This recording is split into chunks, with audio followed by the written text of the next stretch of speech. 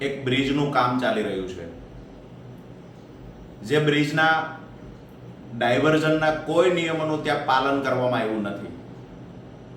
એકદમ બ્રિજ તોડી નાખવામાં આવ્યો, એની નજીકથી ડાયવર્ઝન આપી દેવામાં આવ્યું, પરંતુ બ્રિજનું કામ ચાલુ છે કે ત્યાં કોઈ જાતના રેડિયમ લગાવવામાં નથી આવ્યા, રોડ બંધ કરવામાં નથી આવ્યો. રાત્રિના સમયે કોઈ વાહન ચાલક નીકળે છે તો એને દેખાય નહીં એવી રીતે ડાયરેક્ટ બ્રિજ આવી જાય છે. જે બ્રિજ તૂટેલો છે, તોડી નાખવામાં આવ્યો છે નવો બ્રિજ બનાવવા માટે. ડાયવર્ઝનનું કોઈ જ નિયમનું પાલન ન કરવાના કારણે આજે રાત્રે હોસ્પિટલના કામથી મૂળી તાલુકાના દાધોળિયા ગામનો એક પરિવાર ધાંગધ્રા જવા નીકળે છે.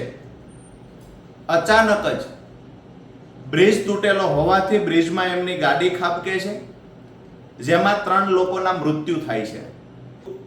આ કોઈ નિયમનું પાલન ન કર્યું, એક બોર્ડ પણ મૂકવામાં નથી આવ્યું. ઘટના બન્યા પછી આજે સવારે બોર્ડ મૂકવામાં આવ્યું છે.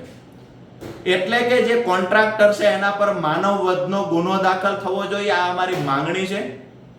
સાથે જ જે પરિવારે પોતાના સ્વજન ગુમાવ્યા છે એને સરકાર તરફથી સહાય ચૂકવવામાં આવે, આ પણ અમારી માંગણી છે. તંત્રને નમ્ર અપીલ કરીએ છીએ કે આવા કોન્ટ્રાક્ટરો પર કડકમાં કડક કાર્યવાહી કરવામાં આવે.